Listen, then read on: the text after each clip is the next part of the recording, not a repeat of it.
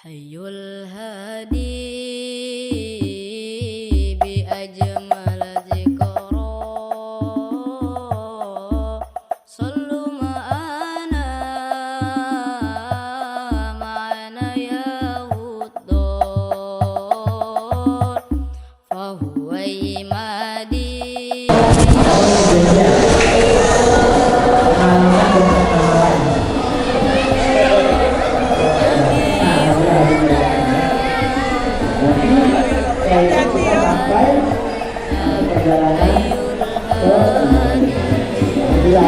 Kita di Madinah nyampe hotel tengah malam jam 12 malam nyampe Madinah, langsung makan, langsung istirahat karena ke kota Madinah ya.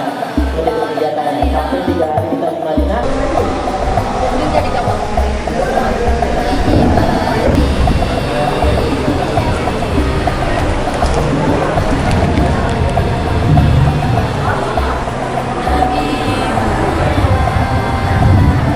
Sudah siap? Bismillah ya Allah, Bismillah ya Allah, Bismillahirrahmanirrahim. Assalamualaikum warahmatullahi wabarakatuh. Alhamdulillahirabbil alamin wassalatu wassalamu ala sayyidina Muhammadin habibil rabbil alamin imamul muttaqin sayyidil anbiya wal mursalin sayyidina wa nabiyina wa maulana Muhammadin sallallahu alaihi wa ala alihi wa ashabihi wa sallam tasliman katsiran amma ba'du. Yang sama-sama kita rindukan, yang sama-sama kita mohon ridho Allah pada ilmunya. Lulusan kita tercinta Sayyidina Syekh Al-Kabir Al-Alim Al-Alama Al-Arifillah Sayyidina Syekh Al-Sayyid Al-Ma'afi Syekh Al-Ibadah Al-Salam Allah ayat bila ajati al-jannah fi jiwar Nabi wa maulana sallallahu alaihi wasallam. Sehat wa'afiyah wassalamah wassa'adah fid dini wad dunya wal akhirah. Amin amin ya Allah ya Rasulullah ya Rabbal alamin. Kita acaranya santai aja ya. Acaranya santai aja ya. Bismillahirrahmanirrahim. Alhamdulillahirabbil alamin. Yang utama Al-Baqir sampaikan ahlan wa sahlan wa marhaban. Selamat datang di Allah wa di Rasulullah sallallahu alaihi wasallam. Para tamunya Allah dan tamunya Rasulullah sallallahu alaihi wasallam. Insyaallah bismillah esok hari pukul 10 pagi kita akan bersama menjalankan ibadah yang dicintai oleh Allah Subhanahu wa taala, yaitu melaksanakan haji Muhammad sallallahu alaihi wasallam. Saat itu kita berdoa kepada Allah haji Muhammad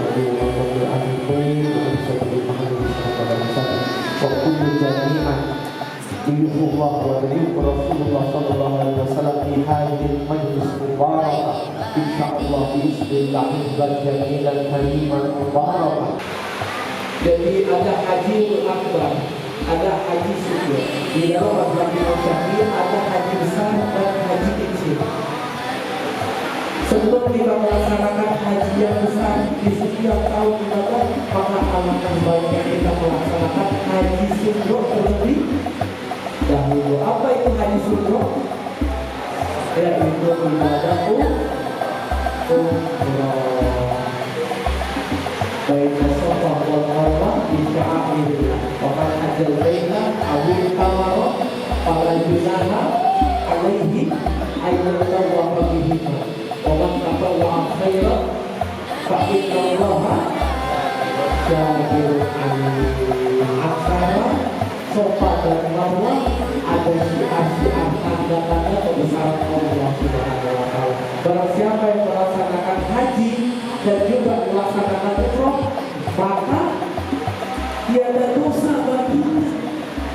Walaupun aku masih ada dan aku sudah tiada, maka wajib syafaat diberikan kepadanya.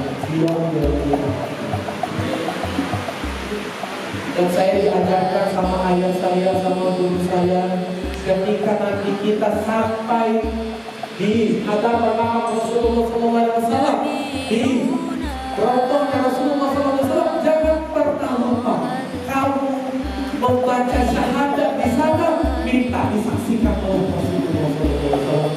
Ya Rasulullah, saksikan kami umatmu. Asyhadu an la ilaha illallah wa asyhadu anna Muhammadar Rasulullah. Saksikan kami ya Rasulullah, tiada Tuhan selain Allah, dan engkau Nabi Muhammad adalah sebagai wasilah dan sebaik-baiknya insya Allah. Iman, nikmat Islam kita tidak akan pengadilan dan kebenaran dalam orang itu hingga pada kiamat sampai kita berjumpa. Karena di alam akhirat itu mengerikan ini. Fa'idza ja'atis sakhah, ketika sakala itu sudah dibunyikan oleh malaikat, yauma yafirru al-mar'u min akhihi wa ummihi wa abihi wa sahibatihi wa banihi, bikulli imri'in minhum yawma'idhin sya'nun. Dihancurkan semua Allah Subhanahu wa taala, diporak-porankan semua Allah Subhanahu wa taala. Antara anak dengan ibu, dengan orang tua, dengan ayah, lari kocar-kacir. Tidak ada yang membantu. Saya punya urusan sibuk dengan urusan saya punya urusan sibuk. Saya bertanggung jawabkan kepada Allah, amal saya sedikit. Saya tidak mau minta dengan siapa-siapa, semuanya lari. Kecuali orang-orang yang beriman kepada Allah Subhanahu wa taala. Dan yang paling sibuk nanti mencari kita di yaumil mahsyar adalah Sayyidina wa Nabiyina wa Maulana Muhammad sallallahu alaihi wasallam. Ummati, ummati, ummati, umatku, umatku, umatku, mana umatku, mana umatku. Ini yang pertama berziarah ke hadapan maka syafaat dan penolong wajib berdoa adalah orang-orang yang melaksanakan ibadah. Al-Habib Hasan Ayatullah dengan saya nanti insyaallah. Nama saya Habib Hasan ya.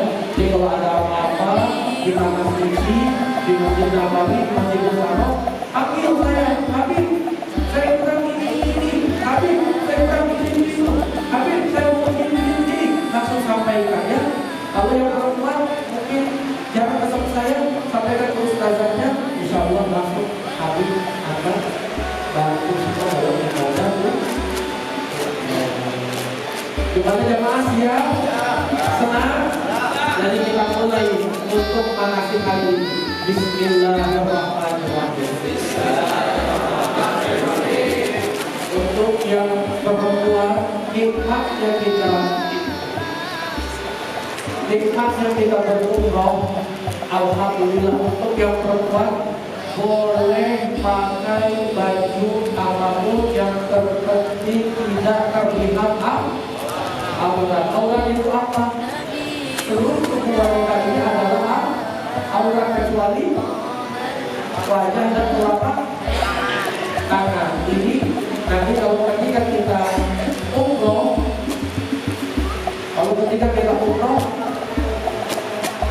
yang perempuan boleh pakai pakaian apa saja. Yang paling utama kalau saya ingatkan, karena sekarang ada keluar peraturan baru. Jadi di bawah pintu masuk Ka'bah yang pertama, jadi bagi jamaah perempuan ya, itu sekarang wajib pakai pakaian ihram. Pakaian ihramnya perempuan apapun garisnya, yang penting semua tertutup, wajah terlihat telapak tangan, tapi tidak boleh warna-warni.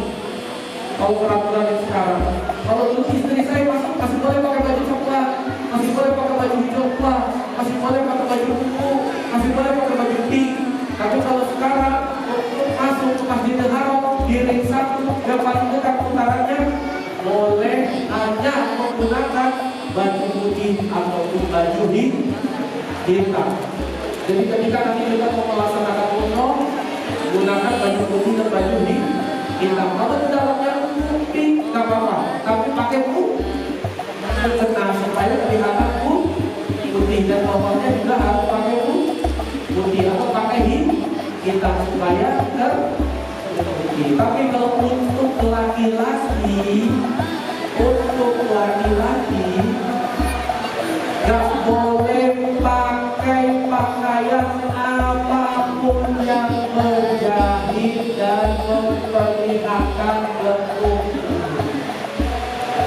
Yaitu kita harus menggunakan kain ihram. Sudah bisa semua cara pakainya. Nah, kita sekarang praktek untuk yang laki-laki dulu ya. Untuk yang perempuan boleh dibuka di kitabnya untuk melihat larangan-larangan ihram. Jadi untuk yang laki-laki ini saya ingatkan ya, untuk yang laki-laki ini mohon maaf saya kalau kasar kata-kata saya kita mengeluarkan mungkin kurang halus atau apa untuk meminimalisir dan membersihkan waktu supaya tidak membazir waktu. Jadi untuk yang laki-laki pernah kemarin saya ada jamaah di beliau tidak pakai pakaian penjahit, semuanya lepas tapi pakai celana dalam ihram, pakai celana dalam ihram. Itu saya kasih tahu ya. Itu pun tidak diperkenankan. Kenapa? Karena ketika dia sujud sholat kelihatan bentuk segitiga di belakang bagian belakangnya, kelihatan bentuk segitiga dan itu dilakukan ada dilarang dalam sunnah besar yaitu memakai pakaian yang berjahit dan memperlihatkan bentuk tubuh dan bentuk pakaiannya. Maka akhirnya mereka atau beliau kena. Sudah tahu dah? Tahu dah? Apa dah? Dam itu bahasa Arab artinya dah. Kenapa namanya darah? Karena ketika kita salah dalam beribadah Allah, kita wajib mengeluarkan darah. Dengan cara apa? Menyembelih hewan kurban. Itulah darah. Tapi karena sekarang sudah mulai beragam bedanya dan mulai beragam kesalahan yang mulai aneh-aneh. Ada yang pakai tisu basah, ada yang pakai sabun, ada yang pakai minyak wangi, ada yang nggak sengaja memotong rambut yang akhirnya dalam ulama Imam Syafi'i dan itu dibagi dua, ada dam sudrok dan dam kubro. Jadi ada kecil dan dam besar. Dan besar itu apa? Dan besar itu adalah harus kita menyembelih hewan kurban. Kenapa kita bisa harus menyembelih hewan kurban? Dan larangan apa yang kita lakukan sampai kita harus menyembelih hewan kurban? Tapi yang paling besar adalah ketika berhubungan itu akan terkena dampu. Tapi kalau sekarang akhirnya dibikin sama ulama-ulama kontemporer Imam Syafi'i bahwa ada dam sudrok, dan sudrok itu adalah denda. Dendanya itu apa? Yaitu kita membayar atau membayar fidyah, yaitu memberi makan fakir miskin sebanyak 7 orang. Kalau nggak bisa, maka puasa 3 hari ya jamaah ya, bismillah. Sudah itu udah menunjang. Kalau di rumah saya mana sih kita putar-putar apa dalam kali sakit, tapi takutnya tidak, nah itu jamaah sakit. Itu yang harus aku, karena kalau sudah di sana benar-benar fisik harus prima, benar kita harus ibadah hanya kepada Allah. Tapi insya Allah pada khawatir Habib sudah membimbing dan kita berdoa kepada Allah agar dibimbing oleh Allah Subhanahu wa Ta'ala dalam melaksanakan ibadah yang mulia ini. Untuk jamaah yang laki-laki kita buka kain ihram.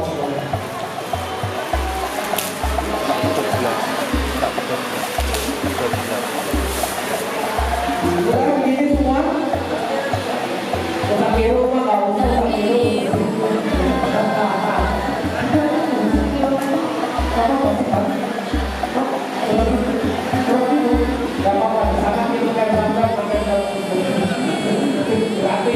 dunia akhirat sudah semua begini, sudah ya di belakang sini.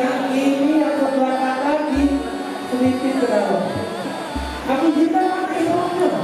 Oh, tapi Ini alhamdulillah tahajud minimal ada adiknya Habib Sajab bin Mahdi. Dan beliau adalah pembimbing jamaah haji tahun 94. Jadi kita dapat guru-guru kuliah luar biasa. Ada Kiai Asadi juga ini luar biasa, ini yang paling banyak bawa jamaah ini, alhamdulillah. Kamu Pak Kiai juga, jazakallah saya kasih rejitan. Udah masuk sini? Ke kanan? Coba ke kanan sini. Keras, padat.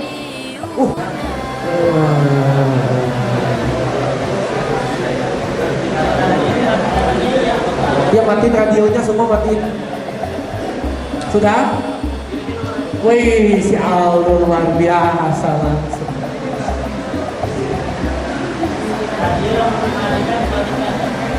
Ini slide-nya aja belum saya lihat nih. Isinya apa nggak tahu. Tawakal aja udah. Karena kita belajar harus benar-benar sempurna. Pakai ikat pinggangnya, iya. Pakai ikat pinggangnya. Kita wajib lepas peci. Kalau ketika umroh tidak boleh pakai peci, tidak boleh menutupi kepala.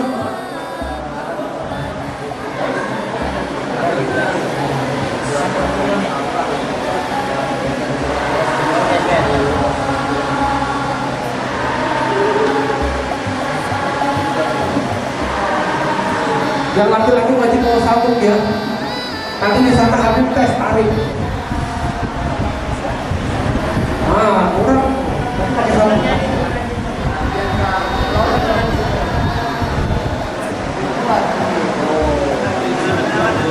Gak boleh pakai celana dalam, baik celana dalam berjahit atau celana dalam kimbo.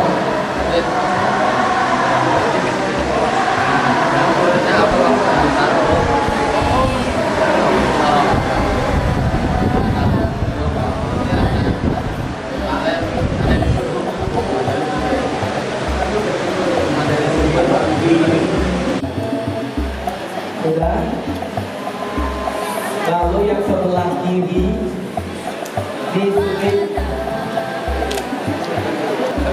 diselip ke belakang. Ya, ke belakang sebelah kanan. Kenapa demikian? Karena ketika kita tawaf kita membuka bahu sebelah kanan dan kiri. Sebelah kanan.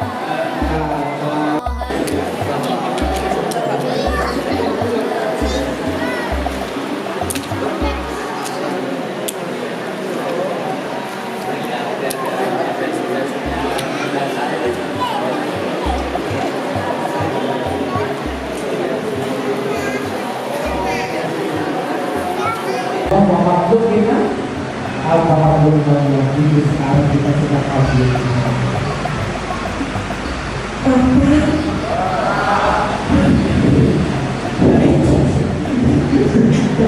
Mampu dari Allah tidak butuh,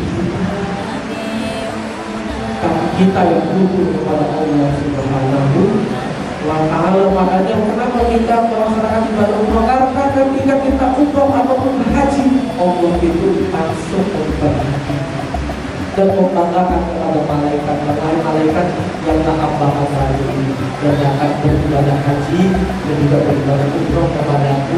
Saksikanlah, aku akan mengampuni semua dosa-dosa. Begitu dahsyatnya ibadah umroh. Jadi kalau haji itu hukumnya wajib dan takut seperti jamaah saya sebelumnya. Sudah daftar haji berangkat tahun 2027, diajak umroh, nggak mau umroh, maunya haji. Akhirnya apa? Istrinya meninggal duluan. Wala umroh, wala haji, dua-duanya nggak berangkat. Karena haji bukunya lama, maka ada alternatif yang dikatakan haji sukro, yaitu ibadah umroh. Jadi sebaiknya karena haji ini hukumnya wajib, kalau kita sudah melaksanakan haji yang sukro, sembari menunggu haji yang umroh, kalau nyawa kita sudah dipanggil oleh Allah Subhanahu wa Ta'ala, minimal dan juga kan tanqim, yaitu Masjid Sayyidatina Aisyah, dan mengambil mikrot hukumnya wajib di luar tanah haram atau keluar daripada tanah haramnya Allah, yaitu Mekah dan Madinah. Dan tempat mikrot terdekat yang paling dekat dengan tanah haram yaitu di provinsi Tanqim yang sekarang dibangun Masjid Ummul Mukminin Sayyidatina Khadijatul Kubra. Lihat ini, kalau kita di sini, kalau kita di ruangan, itu kita nggak bisa membayangkan tempat-tempatnya, ya kan? Nggak bisa membayangkan tempat-tempatnya, tapi di sana nanti, insya Allah, bismillah, kita langsung akan datang ke tempat-tempat yang diceritakan di slide ini. Jadi nggak perlu khawatir. Itu saja yang bisa kami sampaikan. Kurang lebihnya mohon maaf. Dibuka sesi tanya jawab. Wabillahi taufiq wal hidayah. Wassalamualaikum warahmatullahi wabarakatuh. Ayo siapa jamaah yang mau tanya untuk mempersingkat waktu akan dan mau dekat azab nanti. Oh, langsung dulu. Ini satu telepon. Siapa dia ini? Assalamualaikum warahmatullahi wabarakatuh. Alhamdulillah sudah hadir ke mau bertanya. Ini kadang-kadang kita sering mengajak saudara-saudara berumroh. Kita sering mengajak saudara-saudara berumroh. Tapi pertanyaannya, kan wajib haji, jadi kita daftar haji dulu. Nah, padahal kalau haji kan harus 30 tahun menunggu. Ini dengan jalan itu bagaimana meyakinkan agar orang yang kita ajak itu mantap untuk umrohnya dan destinasi. Assalamualaikum warahmatullahi wabarakatuh. Memang benar haji hukumnya wajib, tapi zaman dulu, mohon maaf ya, zaman abah saya dulu harus sadar di masjid, gak ada yang namanya umroh, gak ada yang namanya umroh, gak ada. Pokoknya ada uang masuk berangkat haji, dan juga tidak ada utang. Jadi kalau mau berangkat haji tinggal berangkat. Jangan waktu saya dulu tahun 90, tahun 80, tahun 70. Tapi kenapa haji itu dibatasi? Karena haji al-hajj Arafah. Haji adalah Arafah, dan Arafah itu tempatnya pembatas. Ada namanya klinik Rihom Arafah. Ketika kita wukuf di situ, kita mati di situ di Arafah, maka haji kita diterima. Tapi ketika kita tidak wukuf di Arafah, bahkan keluar hanya sedikit daripada cincin Arafah, bahkan yang di waktu bahkan yang ikut ada yang wukuf di bawah jembatan tidak masuk di dalam lingkaran Arafah, hajinya tidak diterima oleh Allah Subhanahu wa Ta'ala dan wajib mengulanginya tahun depan. Dan di dalam kitab Imam Syafi'i itu dijelaskan juga, ada salah satu kitab juga dulu pernah saya baca.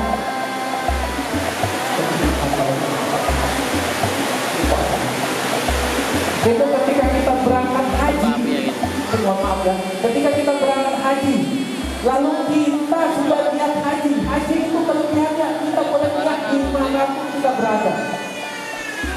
Dimanapun kita berada, kita sudah boleh lihat haji. Nggak perlu di tempat rekod, itu bagusnya haji.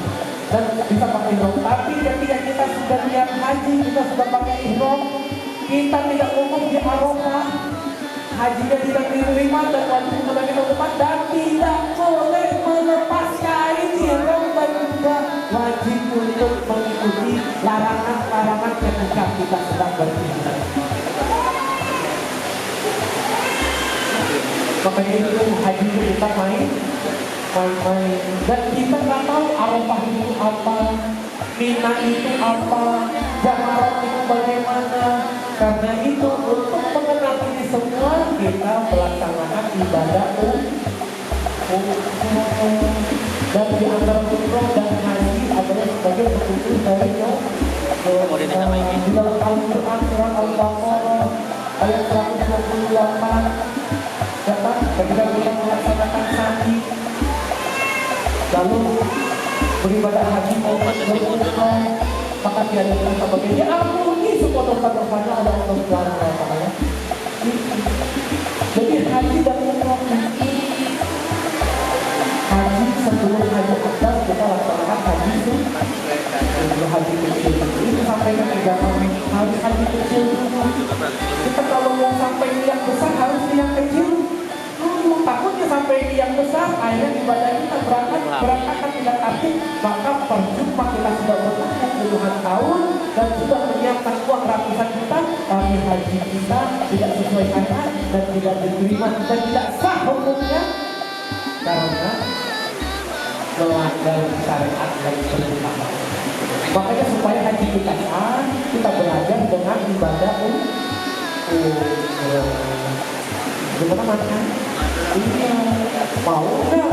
Hajinya nggak usah saya lupa lagi nama kitabnya. Serem saya juga bacanya tuh sampai merinding karena haji itu. Dan saya menyaksikan sendiri ketika haji, kalau saya pulang ke apartemen saya banyak yang nangis. Ya Allah, pakai ihram tapi tidak pergi ke Arafah.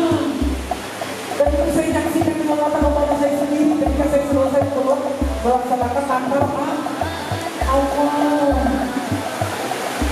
Jadi haji itu ada takbir awal dan takbir haji itu panjang lagi.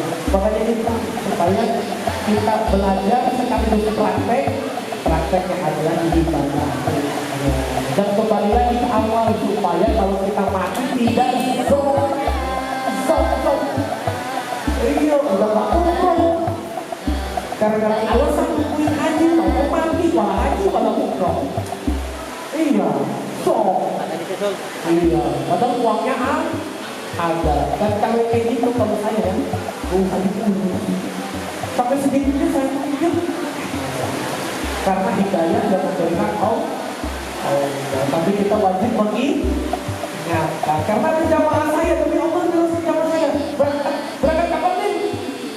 Pakaian itu yang bentuk yang sering tinggal berangkat Agustus sama September juga ya. Itu nungguin haji ada duitnya. Istrinya meninggal duluan, padahal berangkat 2020 bentar lagi. Sekarang 2023, 24, 25, 26, berapa? 5 tahun lagi ya? 4 tahun lagi berangkat. Tungguin 4 tahun kamu meninggal. Alhamdulillah, suami yang paham. Akhirnya suaminya berangkat umroh sama saya. Pulang umroh, kawin lagi. Suamiku istrinya baru. Yang istrinya umroh, haji.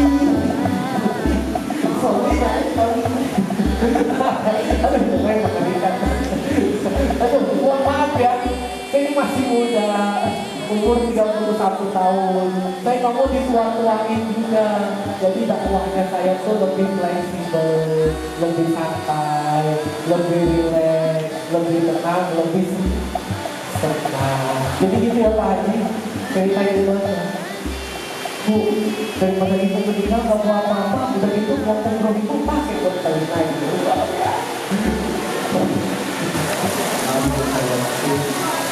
Kalau tadi sebagai kita tahu dulu di maka ini sebagai apa?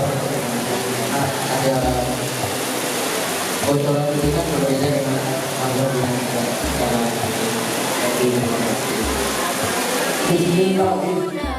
tapi syariatnya berbeda. Dalam bentuk emosi ketika kita sudah berwudu, ketika kita bergesekan dengan selain mahram atau ajnabi yang boleh dinikahi, maka hukumnya walaupun tidak timbul syahwat emosi.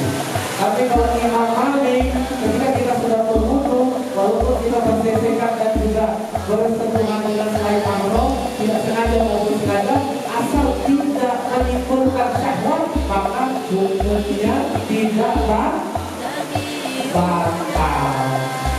Dan cara berwudunya gimana? Sama seperti Imam Syafi'i, kecuali rambut disambut dengan selingan. Ketika rumah sudah selesai, basuh tangan sampai siku, basuh tangan sampai doanya rambut dibasahi, ke belakang disambung ke kuping dua. 1, 2,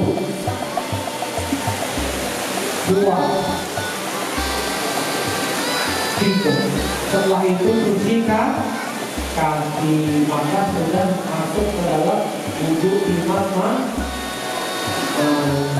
Jadi ketika nanti kita tawaf bersentuhan dengan selain mahram, maka hukumnya tidak sah. Kalau itu pasti batal. Dan ketika kita umroh ya, ketika kita umroh sudah selesai ngambil mikot nih. Mikot bukan kita wajib pada wudhu. Tapi setelah selesai mikot, kita mau umroh ke tawaf, itu wajib memperbaharui wudhu, karena umroh itu sama seperti ibadahnya dengan sholat, wajib bersuci wudhu. Selesai tawaf, gak mati, bukan tupik, saking wudhu lagi, wajib. Ketika kita di putaran ketiga itu berhenti wudhu dulu, baru sambung urutan dari yang ketiga, lanjut ke bawah, lepas kelima dari ketiga. Ketika kita di putaran ketiga kan kita lanjut ke putaran keempat, kelima, tidak sah hukumnya kita melaksanakan tawaf tanpa memiliki harus dan wajib juga ya, semua awal sapi wajib. Ada yang contoh, tapi di kota itu WC-nya banyak. Ada WC 1, WC 2, WC 3, WC 4, WC 12, WC 5, dan itu harus cepat dulu. Tapi kan ada kursinya, jadi bisa memperkuat pesawat, memperkuat itu sukanya menggunakan kursi. Jadi ada kursinya, boleh untuk pakai kursi, kalau tidak sambil tapi sunahnya kita berduduk dengan duduk. Ada lagi apa ditanya? Boleh. Allah itu lapor ke Habib.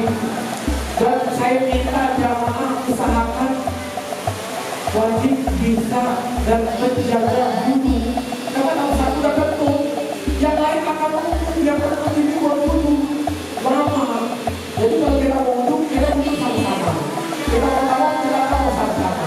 Ada satu yang ketuk, misalkan dari awal ada awal yang ketuk nih, berhenti dulu, wudhu dulu. Pakai ngomong jangan nanti mau ngomongin sendiri, isi air mata, wudhu aja di masjid yang awal-awal berkata, tetap sama, nanti harus ada di tengah. Kita tawaf lagi. Intinya kita harus menahan wudhu. Kalau tawaf itu sebentar, paling lama setengah jam, yang jauh sekali. Kita 1 sampai 2 setengah jam.